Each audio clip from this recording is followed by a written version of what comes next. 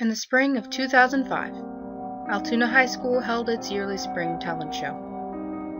The events that took place that night have no explanation. After hundreds of man-hours of forensic investigation, dozens of autopsies, and help from big city police crime scene investigators from Pittsburgh, the police are no closer to an answer as to what happened. Detectives actually have little to work with in regards of evidence. Dead bodies don't have much to say, unfortunately. Witness statements were far and few between. Each witness statement contradicted the last. It doesn't help when the very few witnesses that had anything substantial to say ended up dying. Whether it be by suicide or car accidents, all of those close enough to recall the events of that night were dying off quickly. Some did not die. For example, firefighter and first responder Tim Collins complained of nightmares at first. Tim turned to the booze and oxys at an attempt of self-medication. Tim's issues were manageable until he began to have hallucinations, both auditory and visual. One night, Tim attacked Jessie, his 14-year-old daughter, with a tire iron. Tim claims that Jessie wouldn't turn the music down. Jessie was found in her room, beaten to death, along with her mother, Joyce.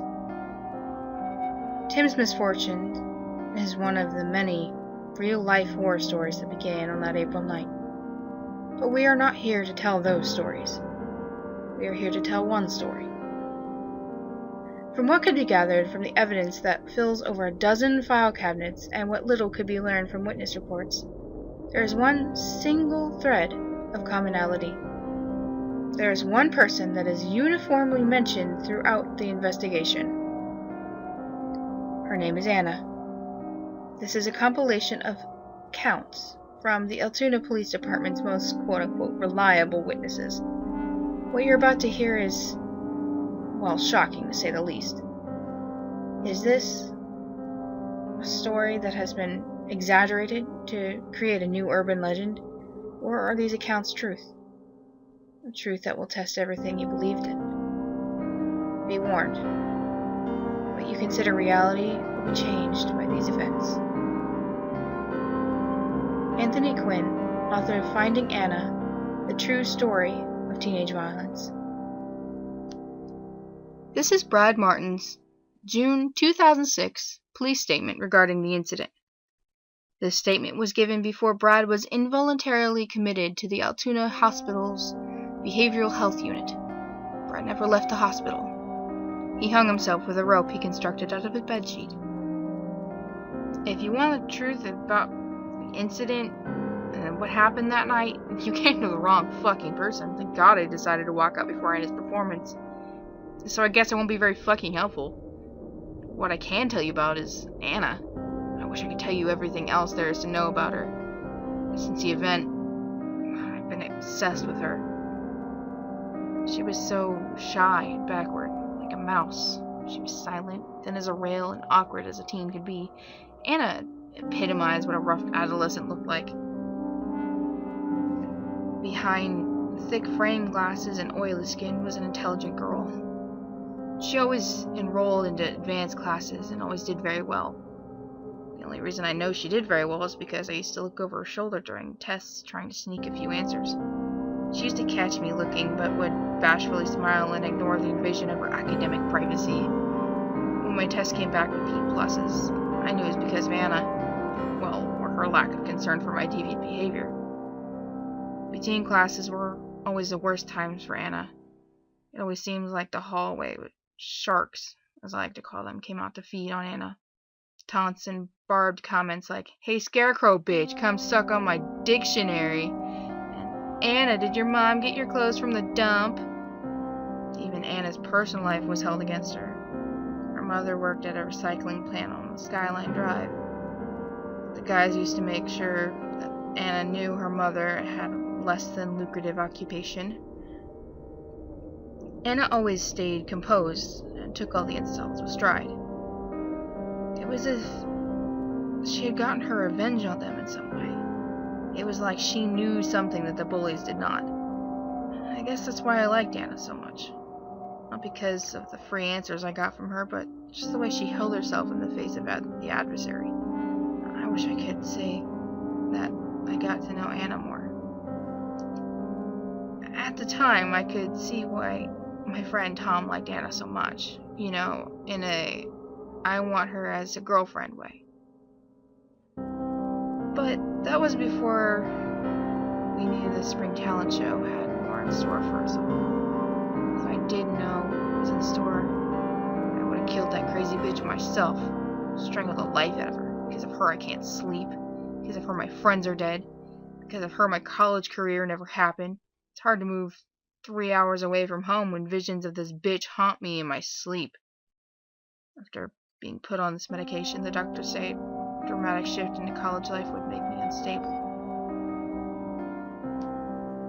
April 2005. Altoona High School music director Mr. Jeff Gates. Witness statement in the hospital. He supervised the spring talent show. He escaped the incident with minor injuries. Mr. Gates took an early retirement after the tragedy. He and his wife, Stacy, were moving to Arizona. Jeff and Stacy Gates were killed in a car accident leaving the city. The bodies were burnt so badly that dental records were used to identify the bodies. Hi, my name's Mr. Gates. I'm a high school music director. You want to know what happened last night? I'm not going to talk about it. None of it. Speaking frankly, I don't even know what I saw last night. I'll leave it at that. I guess I can tell you a little about Anna. Well, Anna was such a sweet girl. I always caught her in the band room before, during, and after school. She was an amazing piano player. In fact, I would consider her a savant. When she sat down to play, it was as if time stopped for her music. Her fingers were like musical pistons driving a symphony of wonderful sounds. I wish I could have gotten her more interested in actually being in band. When she would stop by and ask to play the school's piano, she always asked for permission, like I could say no to her. I would try to talk to her about signing up. She would always give a shy no. She claimed to be very busy with work after school. I even called her mother for support in my plans in getting Anna in the band. Her mother would respectfully decline and say Anna's very busy with work after school. When I found out that Anna signed up for the spring talent show, I was so excited for her. Maybe she would realize how fulfilling it would be to play in front of an audience of people. Anna was not very respected in the high school hierarchy. This could be her chance to change all of that. Unfortunately, I was too right. Things did change. After the events of that night, I wish I never knew Anna. In fact, I wish Anna was aborted from her mother's womb. To think she was capable of such pain is baffling to me. I don't want to talk about this anymore. I'm sorry. Assistant Athletic Director Jim Corbetti's police statement taken 2 weeks after the incident. He quit his job as the Assistant Athletic Director. Over the years, he was a regular at the police station's drunk tank. He is always talking about Anna's music and his slurred drunken stupors. It's safe to say that Jim's scarred fatty liver would have killed him if the .45 caliber bullet to the head did not. Jim committed suicide in the spring of 2008. I was the Assistant Athletic Director at the time. Somehow, I was asked to be a chaperone of the night spring talent show. Something about staff members not being more active in student activities. I was really annoyed because the Pens game was on that night, but hey, what can I do? The talent show started like any other lame talent show that has ever graced high school auditorium. First, Susan McCann did a cover of Katy Perry's latest hit, more like a hit to the head by the way she was singing. It was proof that not every child is as talented as American Idol contestants, no matter what mommy and daddy say. There were comedy acts, dance routines, and one kid even tried magic. I almost died of laughter when the kid's rabbit shit his magician's hat. But that was about all the excitement that I could pull out of what was being this talentless show. Then the curtain went down, and the lights went dim. I thought the show was over at this point. But wait, no. One more act. It was Anna. That's right. She was gonna play the piano. Apparently she plays very well. She was in my gym class last semester. The poor girl had it rough in my class. She was about as athletic as a 90-pound awkward skinny girl could be. Making her play dodgeball sometimes was something I regret. She practically begged me not to play. I told her if she didn't participate, she'd get a 0 for the day. Anna, being the diligent student she was, sucked it up and played. Dan, our school's top athlete, really had a hard-on for Anna.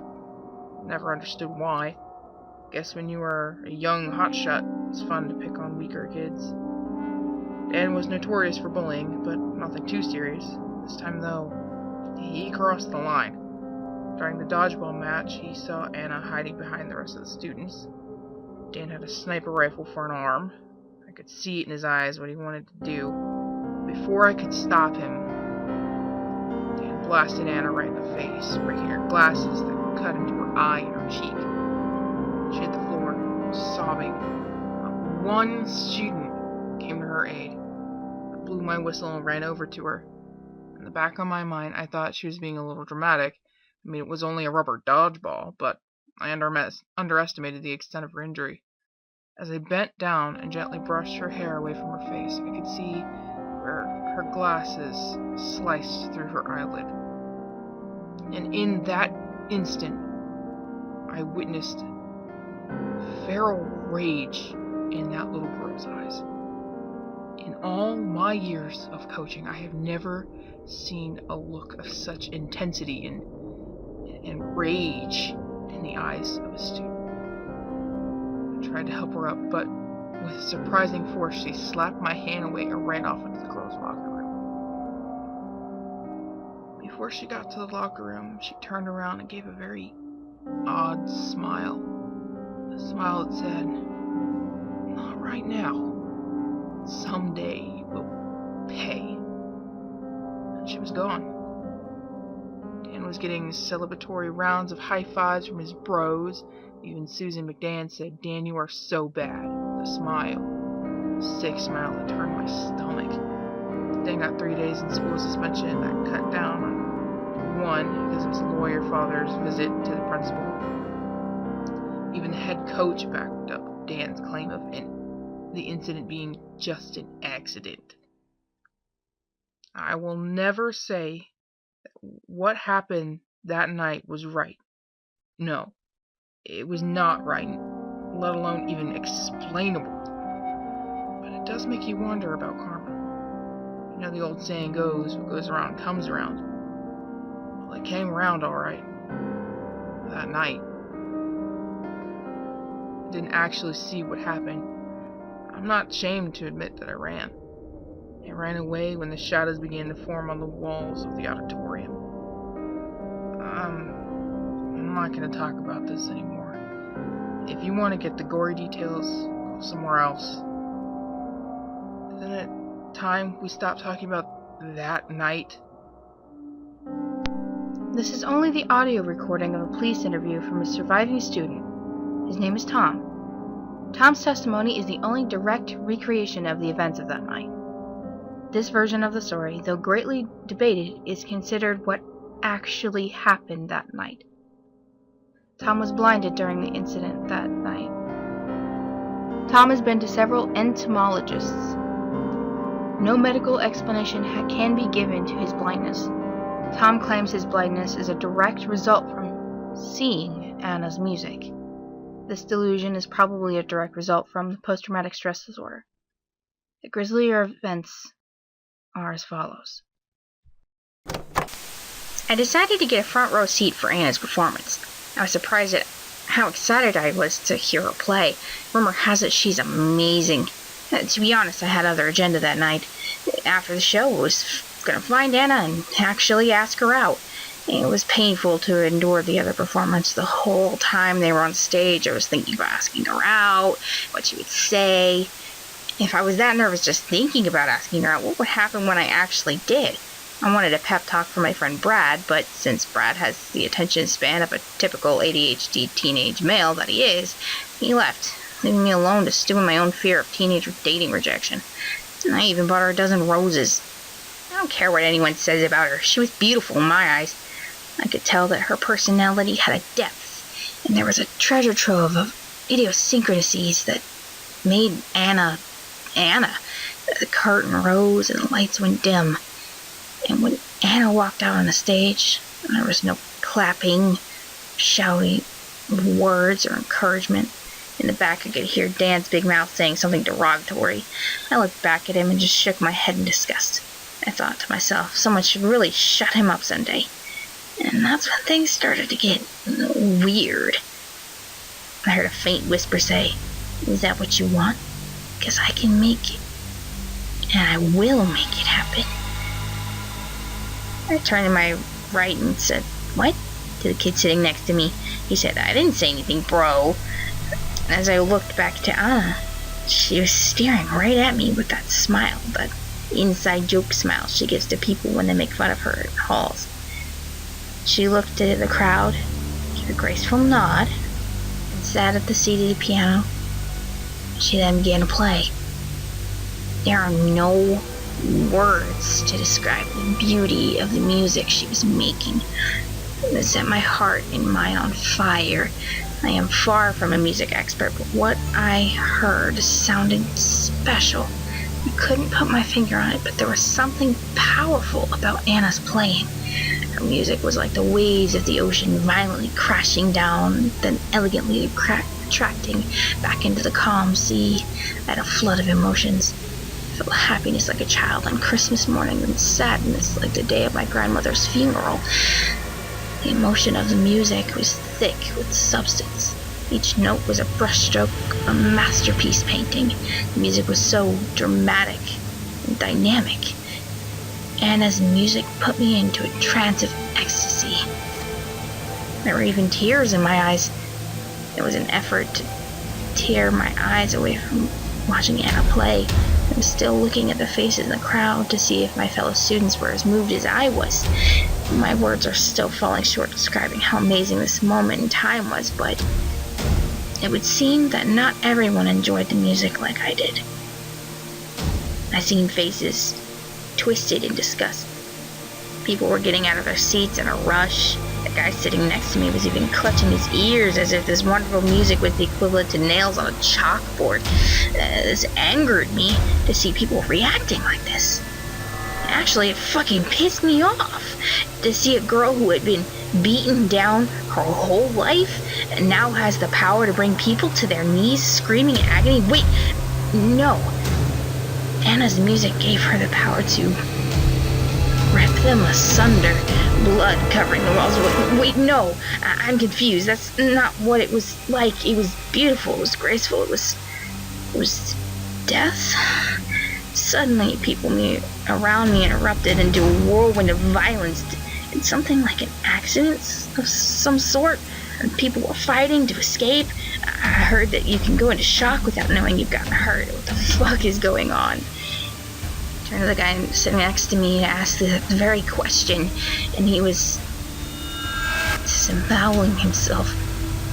He was looking at me with a dead-eyed grin while pulling out his own intestines. He was shouting like a madman, Do you hear the beautiful sounds of hell?" My knee-jerk reaction was to get up and run. Fear turned my legs to jello. I was in such a state of confusion and paralyzed by fear. I wanted to help him, but the beautiful music shoved me right back into my seat. It was like Anna's music wanted me to witness this. Why? The rational part of my brain was frantically searching for a reasonable explanation, but none was found. Could they not hear it? Were they deaf to Anna's magnificence?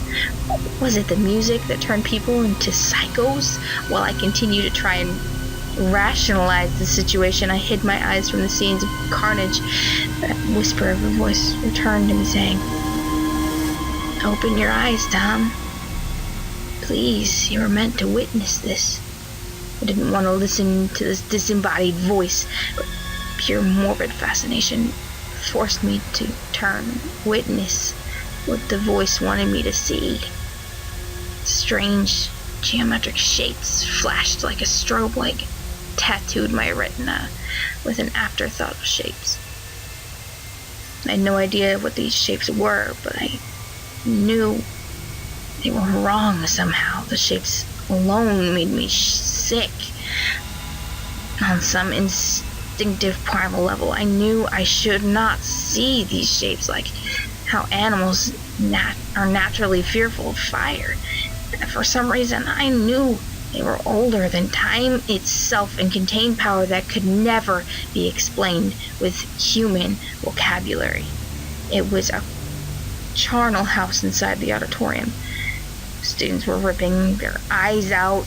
Ears were bitten off of heads. Within seconds, blood flowed down the aisles and pooled in coagulated puddles in the front row.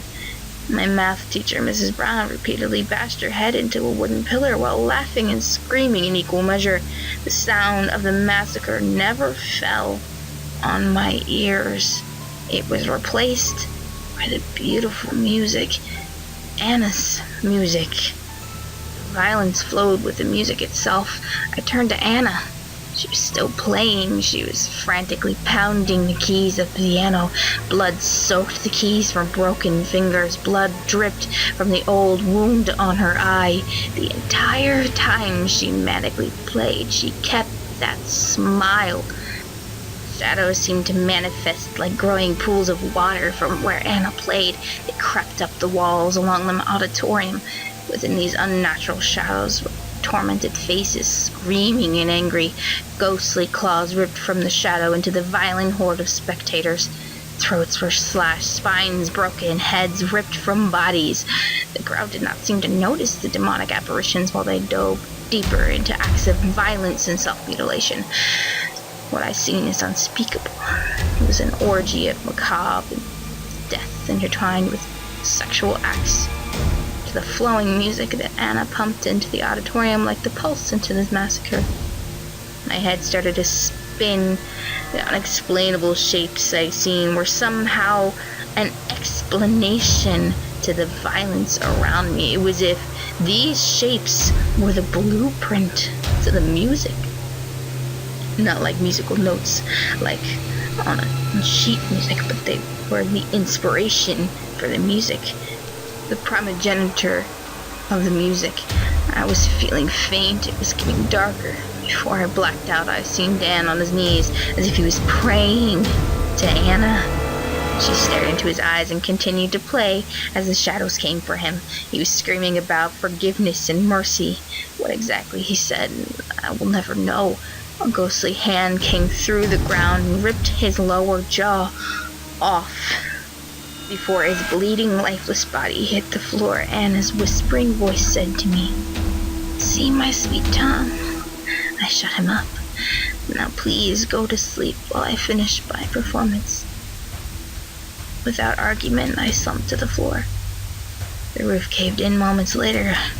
I woke up to the sounds of sirens and burly firefighters picking me up off the ground. "We got a live one here," he said. I heard screaming from the crowd that formed outside the auditorium.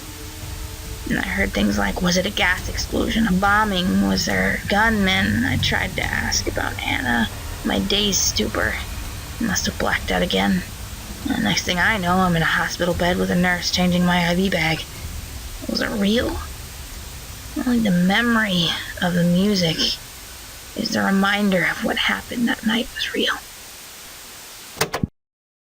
After Anna's mother, Debbie, was found hung in her home on Skyline Drive, this note was found on her person. According to the date of the letter, it was written the day of the talent show. It was addressed, "To Mom, from Anna."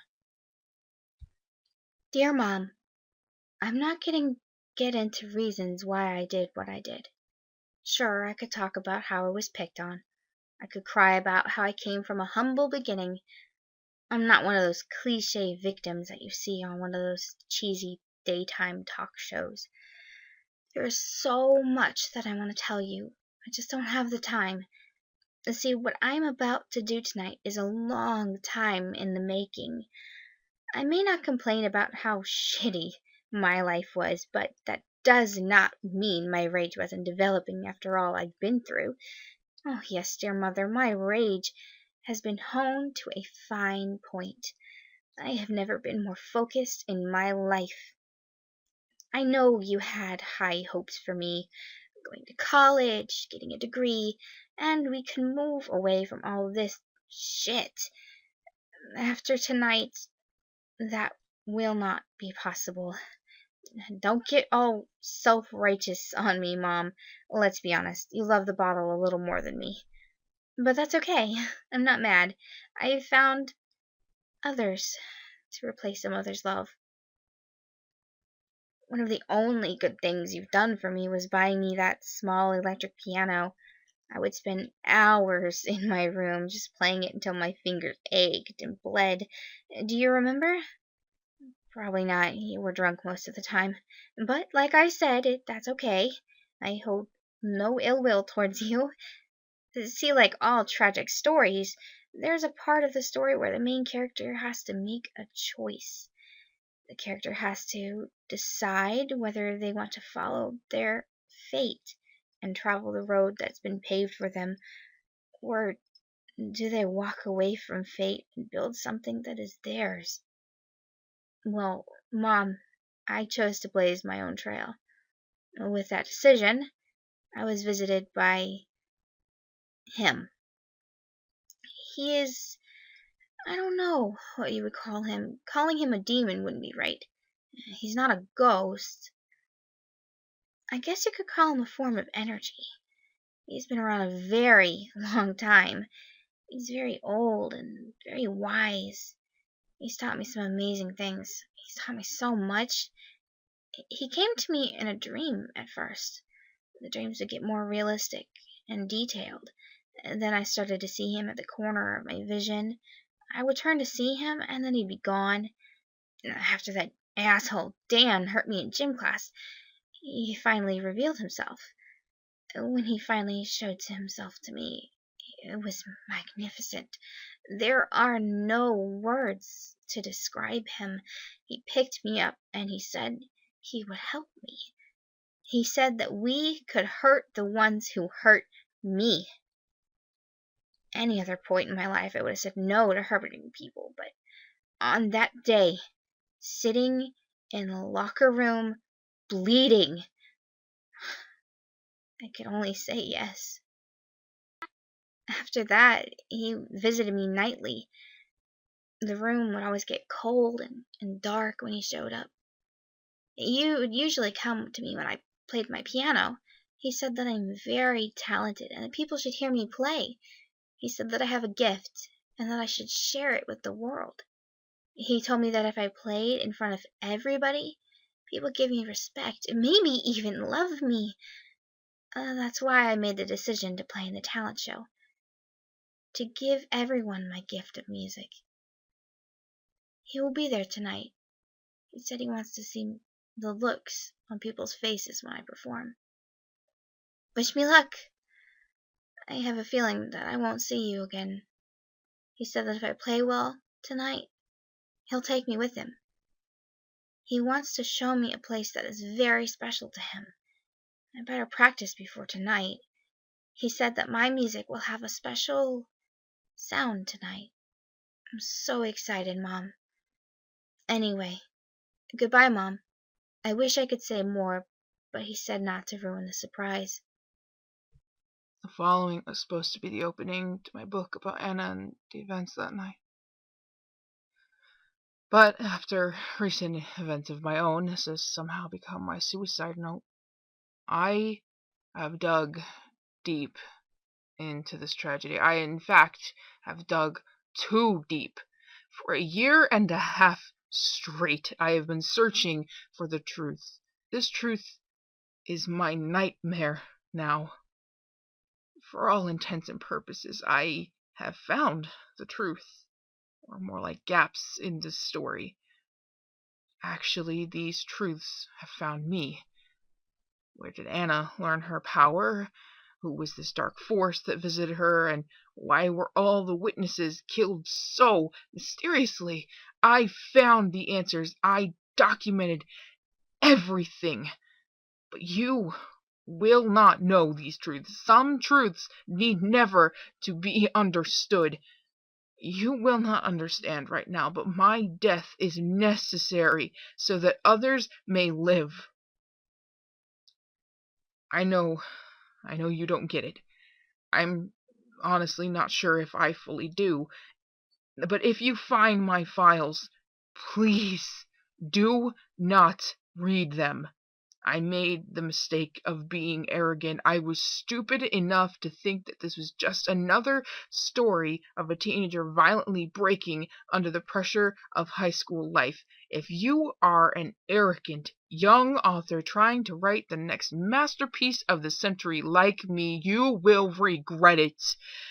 If you pick up where I left off, which I know someone is stupid enough to try, you will end up just like me. What you have heard so far is just the beach, and there is an ocean of horror left to be explored. Did you think that Anna was the first? Did you? You have so much to learn and understand. The past 20 years are filled with kids just like Anna. I don't have time to explain this to you. I guess this is really it. To save the lives of my family, I must fucking shoot myself in the head. My wife complained of seeing weird geometric shapes in random everyday objects. Just like me, only a few short weeks ago. And just like Tom said during the incident, I have to go. He's here, standing in the corner, just watching me. I know what he wants, and he can't fucking have it. I will do anything to save my family. I hope it isn't too late to save them.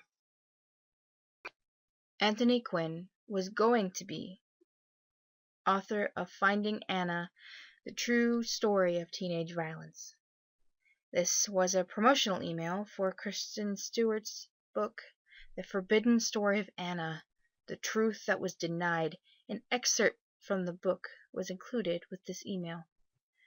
Anthony Quinn, the author of highly anticipated and unreleased book, Finding Anna, The True Story of Teenage Violence, was found in his home with a self-inflicted gunshot wound to the head. His wife, 2 sons were found in the master bedroom. Their deaths are yet to be explained. According to autopsy result, the children died of traumatic brain injuries which caused a cerebral hemorrhage in both boys. The mother, Janet, died of a profound compression and dorsal dislocation of the brainstem. This autopsy report is the clean-cut version for the papers. What really happened? Janet bludgeoning her 2 children to death with her fists until her hands broke, and somehow found the strength to snap her own neck with the same broken hands. There was strange symbols and shapes written on the walls with blood, as if some ritual occurred. In this book, I, Kristen Stewart, have found the truth of Anna and the series of deaths related to the incident that night. The truth will be uncovered and fully investigated. Many authors have failed, but I, Kristen Stewart, found secret documents that have never been seen before. For the first time ever, these documents will be released to the public exclusively in my book.